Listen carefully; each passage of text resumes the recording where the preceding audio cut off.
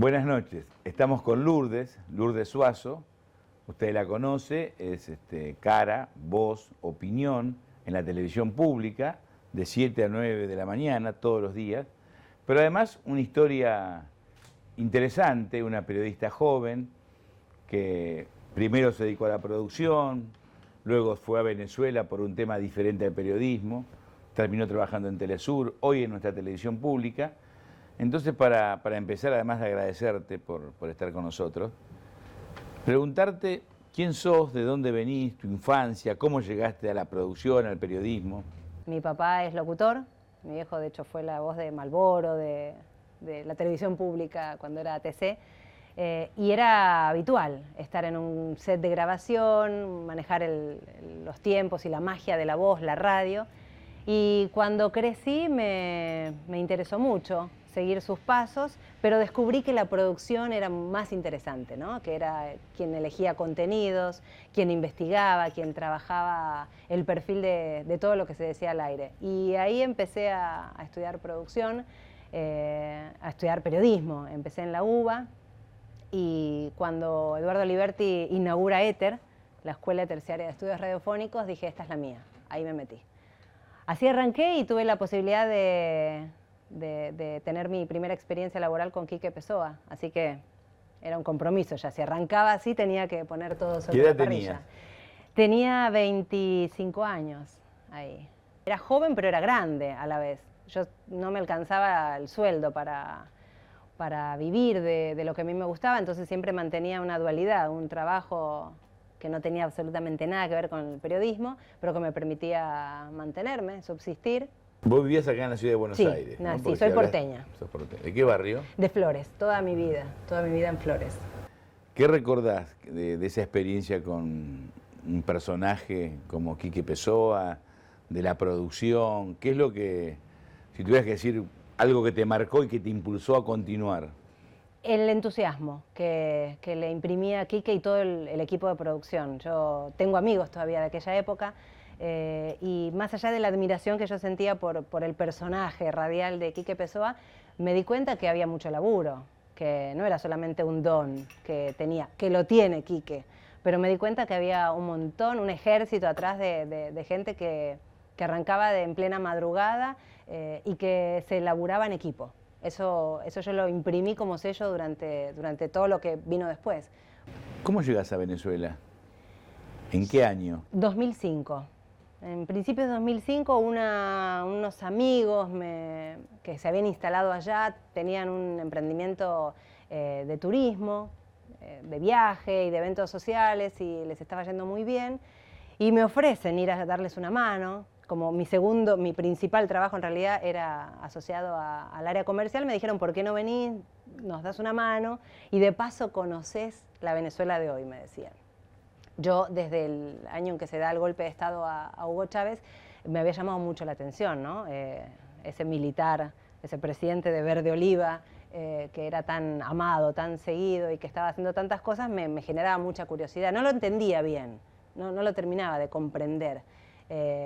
Y eso fue lo que me impulsó. Dije, bueno, me voy a Venezuela un año como experiencia laboral, me meto un poquito en las calles de Venezuela a ver de qué se trata eso del chavismo y después vengo. Resulta que yo voy y a las 2 semanas no aguanté estar en una oficina cerrada sin relación con el periodismo, ni con la calle, ni con el chavismo y renuncio. Me voy a Caracas golpeando la puerta de la oficina de Telesur y ofreciéndome. Vos renunciás al trabajo que te habían ofrecido tus amigos y te vas a Caracas, sin conocer a nadie. Absolutamente a nadie. Llamando a un amigo de un conocido de acá, que conocía a una chica que una vez había viajado, bueno, una red de amistades así anónimas, que me dijeron, mira, Telesur está por arrancar, que era un canal... ¿Telesur todavía no había empezado? No, Telesur, año 2005, arranca al aire en octubre. Y esto era en septiembre. Y me dijeron, ¿por qué no vas? Fíjate, proponete, a ver qué... Yo la tele no me gustaba para nada. La tele me parecía frívola, efímera, todo lo estético era lo que más importaba. Entonces yo a la tele no le tenía cariño, no me atrapaba. Pero un canal latinoamericano, con las características que se mencionaban, y llamaba la atención. Así fue que golpeando la puerta logré una entrevista y conseguí de redactora en la madrugada, era lo único que había. Y dije, no importa, eso va a ser. De 0 del día a 7 de la mañana para el noticiero de la mañana. Así fue que arranqué al día siguiente, en la madrugada. ¿Qué recordás de esa primera noche? ¿Qué escribiste? Me acuerdo que el primer ejercicio es, bueno, acá tenés los cables de noticias de las agencias, seleccioná. Vos tenés que hacer tu selección de 5 notas para escribirlas y ponerlas al aire. Y una de las notas, me acuerdo que era una marcha de estudiantes en Panamá, porque era todo, Centroamérica, Latinoamérica, y esta marcha llevaba meses y no salía en la televisión, en ningún canal, y dije, nosotros tenemos la posibilidad de mostrar a los estudiantes que estaban siendo reprimidos, le privatizaban la matrícula, un desastre. Cuando yo investigo, logro tener todo el material y lo escribo, se lo doy al productor y me dice, ¿y las imágenes dónde están? Y yo le digo, no sé, ayúdame con esa parte del trabajo. Y me dijo, no, acá está la dictadura de la imagen. En la tele, yo dije, bueno, pero busquemos una foto, hagamos una telefónica. Mi cabeza funcionaba para la radio, ¿no? Hagamos con una musicalización y con un invitado telefónico, ya está. No, me dice, acá necesitamos. Entonces, ahí entendí que es otro lenguaje. Después vinieron las redes sociales, que para mí fue un boom, porque yo lograba contactarme con gente en Panamá, estudiantes, y les decía, anda con tu celular, grabá lo que pasa en la facu y mándamelo. Entonces nosotros lo grabábamos. Ahí ya tenías imágenes. Ya tenemos imágenes. Tenés tu corresponsal. ¿Qué fue Telesur o qué es Telesur? Porque estás casi de casualidad o de causalidad, habrá que averiguar en otro programa, desde antes de estar al aire. Telesur marca el antes y el después de los medios en la región. Logra instalar una agenda paralela, propia de América Latina en cobertura, en temáticas a abordar. No es casual que este año se cumplan los 10 años del No al ALCA en Mar del Plata y que esa cumbre fue televisada en Telesur. Fue la primera vez que se logra que Venezuela se filtra en las discusiones de los mandatarios donde antes eran privadas. Eran a puerta cerrada. Lo que discutían los presidentes era cosa de ellos y nada más. Bueno, Venezuela logró filtrar una cámara y tiempo después de la cumbre se logra difundir. Ahí entendimos cómo funciona. Claro, cómo fue que... La producción de lo que después se declara. La cocina. ¿A dónde se cocinaba lo que después se leía como declaración? Y ese año que fue clave, donde Néstor le dijo no, nosotros le decimos no al ALCA, se animó, eran 3 mosqueteros, decían, ¿no? Era Chávez, era Lula, era Néstor, y a partir de ese momento las cadenas internacionales, CNN en español, por ejemplo, empezó a tener otros temas en su agenda, la cumbre de los pueblos, ver a movimientos sociales, ver a indígenas marchando, que era eso antes de ver, por ejemplo, a los bolivianos movilizándose, eso no existía. Ahora hay otros temas que aparecen en la agenda mediática gracias a Telesur que mostró que hay otra realidad. Vos estabas en el programa de Quique Pessoa como productora y veían por televisión en CNN o algún otro canal internacional que generalmente toman imágenes de CNN cómo se desarrollaba el supuesto golpe cívico-militar con respaldo social importante contra Chávez. Sí. Y se comunican con un periodista amigo de ustedes que les cuenta que en Venezuela pasa, en Caracas y en la ciudad de Venezuela, lo que pasa es distinto a lo que muestra la televisión. Y ustedes dudaban. ¿Por qué no me contás esa experiencia? Sí, golpe de Estado contra el presidente Chávez, insisto, ¿no? El antecedente que yo tenía era bastante vago, era un gobierno que estaba haciendo muchos cambios sociales, pero era un militar, ¿no? A vos los militares no te caen simpáticos, no te caían. No, exacto. A mí se me lava un poquito la sangre, ¿no? No era fácil de digerir eso. Pero bueno, dan un golpe de Estado, decenas de muertos, y la información que se daba a conocer internacionalmente era el presidente Chávez mandó a reprimir y por eso lo forzaron y le dijeron, señor, tiene que renunciar. Él renuncia y se va. Dije, se acabó el presidente Chávez, bueno, qué raro. Y Luis Bilbao es un colega que conoce muchísimo Venezuela, él desde hace años que viaja mucho. Nos contactamos con él a ver si estaba en Caracas, efectivamente. Dice, no, esto no es esto no fue que el presidente renuncia, es mentira. Y nosotros decíamos, ¿cómo no? ¿No? Fuimos víctimas de ese momento. Sí, sí, de la información que difundían los medios hegemónicos. Estaba Venevisión Internacional, que es un canal local venezolano que tiene una señal internacional, y decía, no, hubo una represión mandada directamente, ordenada por el presidente Chávez, y como resultado tuvo que renunciar. Y Luis Bilbao nos dice, no, la gente empieza a movilizarse, se corre la bola que el presidente no había renunciado, sino que está secuestrado, lo tienen detenido, y la gente empieza a salir a las calles. Y yo buscaba televisión, buscaba en internet, buscaba nada. Dibujitos animados ponían en el canal venezolano, y CNN decía, Chávez tiene que ir preso, tiene que ser condenado, algunos hablaban incluso, hay que liquidarlo. ¿Y cuál es la reacción en el piso de la radio cuando ustedes debaten? Lo sacamos al aire a Luis Bilbao y que la contradicción entre lo que mostraba la imagen y ustedes le creen, claro, porque lo decía un canal como CNN y un ¿quién iba a amigo dudar? como Luis Bilbao, pero que a lo mejor estaba un poco muy subjetivizado. Claro, uno decía, ¿cómo puede ser? Si yo estoy viendo las imágenes, eso es Caracas, y mostraban la imagen, por ejemplo, del Palacio de Gobierno, tomada ya por los militares que dieron el golpe, y no mostraban la calle. La calle daban un paneo general como si mostraran, no sé, 9 de julio, con una cámara de gran angular lejos, donde se ve tranquilidad, no pasa nada, en la calle no pasa nada, en la Casa de Gobierno está tomada por los militares, y una supuesta declaración del presidente Chávez. Y decíamos, bueno, pero ¿qué hacemos? Pero es un colega que lo respetamos y que sabemos que está allá, pero no coincidía, no nos cerraba ese combo de información. Y eso también era lo que pasaba en todas las noticias, en todas las informaciones, y que se rompe gracias a Telesur. Porque después nos dimos cuenta también con el pasar del tiempo que lo que pasó en Libia era distinto a lo que se mostraba por CNN. CNN logró crear una plaza verde, una plaza de la Revolución, que es la plaza más importante allá, ficticia en otro país. Es como si montaran una plaza de Mayo. O sea, Hollywood, un exacto, estudio de filmación. Un estudio de filmación que recreaba las palmeras, los arcos del Palacio de Gobierno.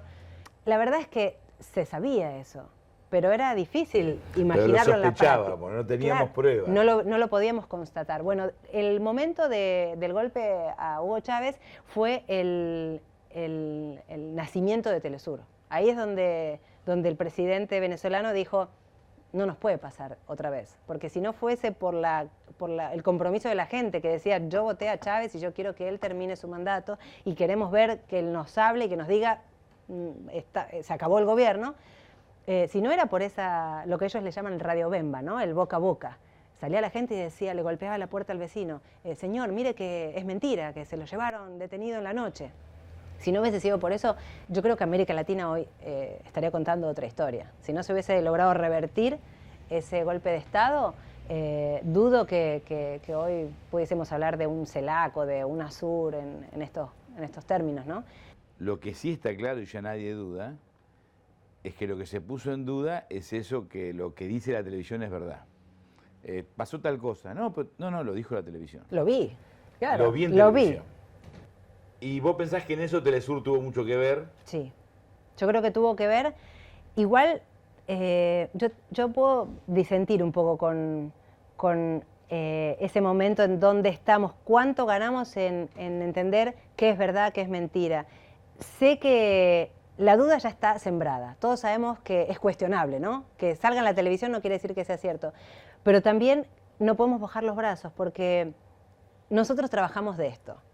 Chino, la verdad es que nos encanta y somos laburadores y nos gusta investigar, pero la gente, yo siempre digo, la gente cuando llega de trabajar a la noche a la casa, quiere compartir un rato en familia, quiere cenar con la esposa, con los hijos, se da el lujo de ver por ahí 1 hora de televisión.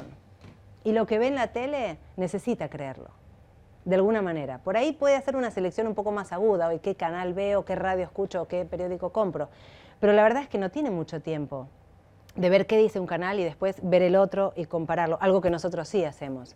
Entonces, no podemos aflojarnos, ¿no? Digo, tenemos que redoblar ese esfuerzo porque si Telesur y se apaga, se desconecta, si cambia un gobierno y y deja de funcionar como hoy lo hace. Y si acá el día de mañana un próximo gobierno decide dar marcha atrás con esa ley, vamos a volver a decir, lo vi en la tele. La chica de la tele, la chica de la mañana de televisión pública me lo dijo.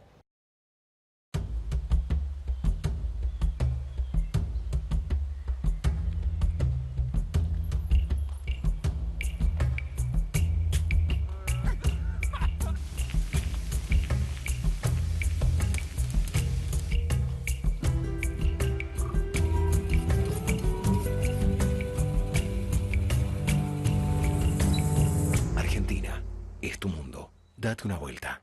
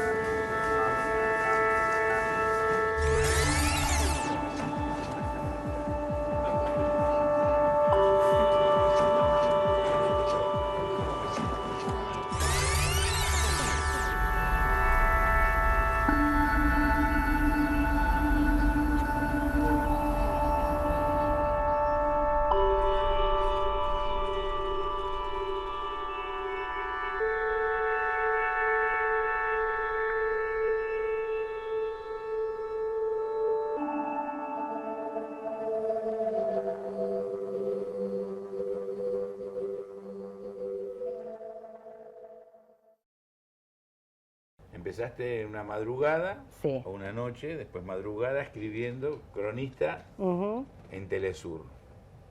¿Cómo fue tu evolución? ¿Qué hiciste luego en ese canal? Duré 3 meses nada más de redactora.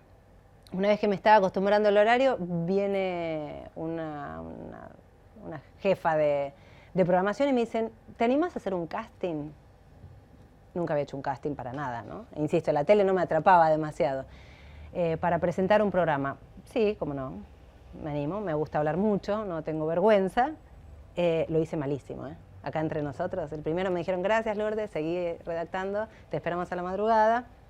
Y yo feliz, no tenía ningún sueño con presentar, entonces seguí redactando. Y a la semana me dicen, no, vamos a hacerlo nuevo, pero vamos a prepararlo. ¿Qué es hacer un casting? Me explicaron qué era hacer un casting, que tenés que hacerte una presentación, hacer de cuenta que es un programa. Yo de eso no tenía ni idea, nunca había averiguado, nunca había querido.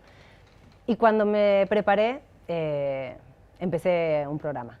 Empecé un programa, un periodístico tipo magazine, a la mañana, que fue muy bueno, Agenda del Sur se llamaba. Y de ahí empecé a conducir. Insisto, yo siempre digo que soy una comunicadora, no me presento como una presentadora de noticias. A mí me gustan más los programas periodísticos, me gusta llegarle a la gente. Creo que cualquiera puede presentar noticias, pero hay que hacer un trabajo extra para llegarle a la gente, para que quien nos está mirando diga, a ella le entiendo. Desde el 2006 al aire hasta el último día que me fui. En Telesur. ¿Y por qué te fuiste? Y porque yo me fui inicialmente por un año a Venezuela, con todo el apoyo de mi familia, divinos, mi mamá, una genia que me dijo, andá a perseguir tus sueños donde sea, pero el sueño se alargó bastante y ya 9 años de estar lejos de la familia empezó a cobrarme un poquito, ¿no? de nostalgia, y justo el año que muere Hugo Chávez, emocionalmente para mí fue un quiebre en Venezuela. Yo estaba muy bien, tengo amigos de la vida ahora que están allá, pero hubo un quiebre emocional en el país, ¿no? El fallecimiento del presidente fue agotador, y yo sentí de alguna manera que también me estaba pesando más de lo que más de lo que esperaba, más de lo que creía. ¿Y cómo fue tu ingreso a la televisión pública? Y en uno de los viajes yo renuncio a Telesur, me tomé unos meses sabáticos para viajar después de muchos años de estar en Caracas. Y en uno de los viajes que venía a visitar a mi familia, una amiga me escribe y me dice, te están buscando de la televisión pública. ¿Le puedo dar tu teléfono? Claro, yo no tenía ni teléfono fijo, que cada vez que venía compraba un nuevo número. Y me contacta, me hace una entrevista a Carlos Figueroa, que es el gerente de noticias del canal, y me dijo, bueno, ¿cuál es tu plan? Porque yo estaba un pie en Venezuela y un pie en el resto del mundo. Y le dije, bueno, mi idea es venir a instalarme acá. Y me dijo, bueno, cuando tengas planes, avisanos. Pero yo todavía no sabía ni qué iba a hacer. En el medio aparecen otras propuestas para irme a Rusia, pero no sabía qué hacer. En realidad necesitaba desprenderme de Venezuela unos meses, hasta que en agosto del año pasado dije, bueno, ya va a venir el año electoral, quiero estar en Argentina. Ahora sos la cara, la voz de lo que otros producen, más allá que vos a lo mejor participás en ese proceso. Sí. ¿Por qué? La verdad es que tengo experiencia ahora, tengo casi 10 años en conducirlo. Es muy útil el trabajo que hacía y que se hace, que ahora lo hacen otras personas detrás de cámara, pero a veces todo ese trabajo, si no está bien plasmado en el minuto 30 que por ahí uno tiene para dárselo a la cámara, por ahí fue en vano. Empecé a sentir que la gente en la calle me para y me dice, gracias Lourdes, porque usted me habla claro, yo le entiendo. No me habla difícil, no me habla en otro nivel, no me habla enroscado para que yo no entienda. Digo, creo que lo estamos haciendo bien. Todos los días crezco, todos los días aprendo, todos los días, yo me miro todos los días y me critico todos los días. Soy muy crítica, porque insisto, son 2 horas en las que no puede haber ni una coma de más ni una coma de menos, porque es la oportunidad de que todo el trabajo de la producción, que arranca desde muy temprano en la madrugada, valga la pena. Y que quien nos está mirando, quien se levanta a las 7 de la mañana, abre un ojito y pone la TV pública, diga, ahí tengo todo, ahí tengo toda la información que necesito. Expresaste algo, marcando que crees que la crítica es necesaria, que a veces hay más autocensura que censura. Sí. Siempre está la idea, ¿no? Que en un medio de comunicación hay un gran jefe con traje, siempre uno se lo imagina, que viene y dice, bueno, a ver, hoy vamos a hablar de estos temas, estos no se tocan, o le vamos a dar, no sé, más exposición a un partido que otro. Particularmente, en los 10 años que llevo en esto, jamás me pasó. No tuve una experiencia en donde alguien me diga, vamos a hablar de el tema económico, un anuncio, algo sensible, ¿no? Que puede ser el tema de inflación, el tema de la cotización del dólar, importaciones, exportaciones. Nunca tuve esa línea como uno cree que existe en los canales. ¿Cómo te imaginas desde tu lugar de periodista, de comunicadora, de mujer de la política en el sentido de discutir, de aprender, de criticar, de preguntar, de aprender lo que viene?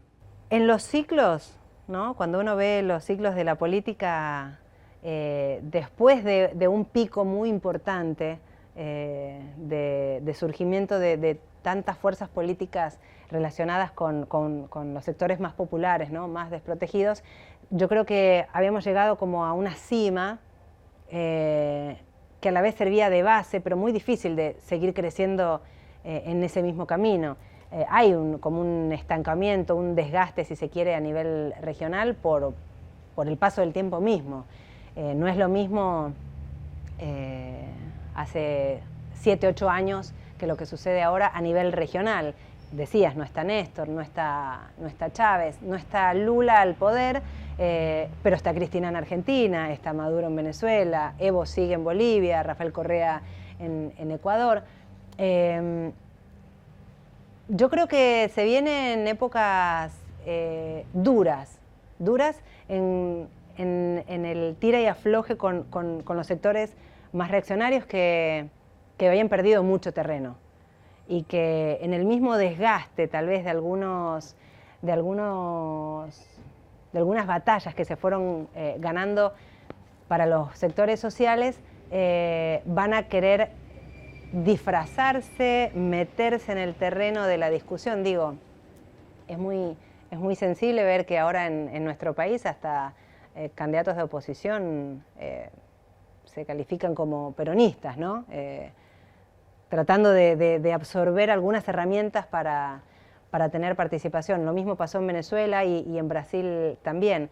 Creo que hay una base, imaginemos una red, ¿no? Una base de contención que se logró establecer en los últimos 15 años en los términos más básicos de atacar a la pobreza, atacar la desocupación. Pero claro, una vez que eso ya está logrado, la gente pide mucho más.